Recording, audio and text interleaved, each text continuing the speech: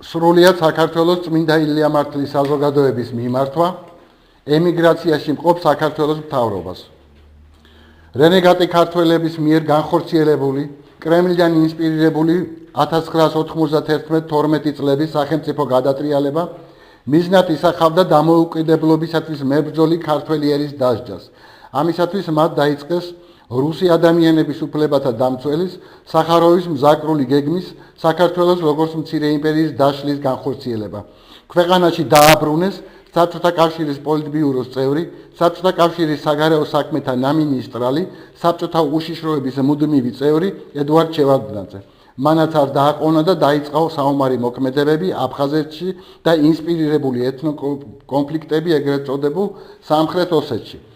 ჩეჩნეთში შეფარებული საქართველოს რესპუბლიკის პრეზიდენტი და მთავრობა პერმანენტულად ეხმიანებოდნენ ქართველ ხალხს.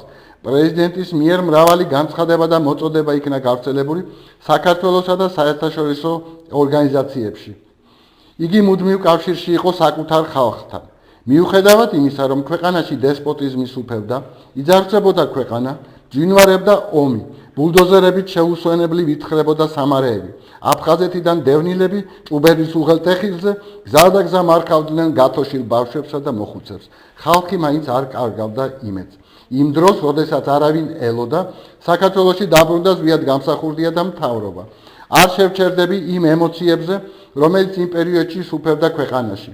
ერთი შეხედვით მოულოდნელი, ვიღაცისათვის მცდარი, დაუგეგმავი დაბრუნება გახდა ზვიად გამსახურდია შორსგამიზნული პოლიტიკური ნაბიჯი, რომელმაც ახლო მანძილიდან საკუთარ მოედანზე უძლიერესი დარტყმა მიაყენა ხუნტაც.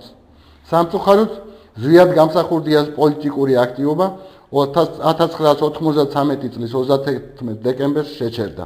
აქედან დაიწყო საქართველოს ტერიტორიული მთლიანობის რღვევის პროცესი, ქვეყნის გაწევრიანება SNG-ში, ქართველთა დევნა გენოციდი, რუსეთის მიერ და ხუნტის ხელშეწყობით სეპარატისტული რეჟიმების აღიარება. მოსახლეობის დიდი ნაწილი იძულებით ტოვებს სამშობლოს ლუკმაპურის საშოვნელად. უცხოეთში იბადებიან და იზრდებიან ქართული გენოტიპის ბერძნულ, ინგლისურ, თურქულ, გერმანულ და სხვა ენოვანი უსამშობლო თაობა.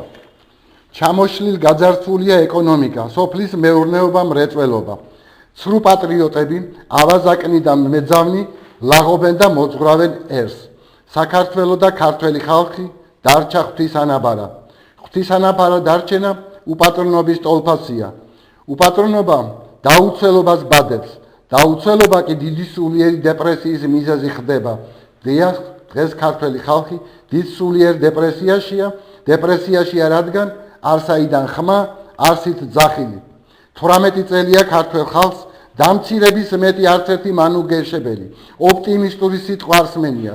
ქართველ ხალხს თითქმის მიავიწყდა, რომ საქართველოს კანონიერი მთავრობა ემიგრაციაშია.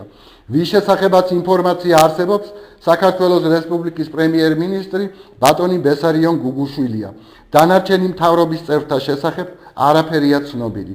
არადა როგორ სჭირდება ქართველ ხალხს იმედის ნაპერწკალი, როგორ სჭირდება თვალის ახელა, რათა თავი დააღწიონ ვამპირ პოლიტიკოსთა ნებებს. ხომ ხედავთ, როგორ უაზროდ ეწირებიან და ისახიჩრებენ სიცოცხლეს.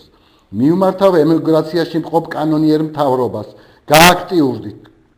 არსებული კომუნიკაციების საშუალებით გამოეხმაურეთ ქართველ ხალხს, გამოიყვანეთ დეპრესიიდან, დაუბრუნეთ რწმენა და ოპტიმიზმი.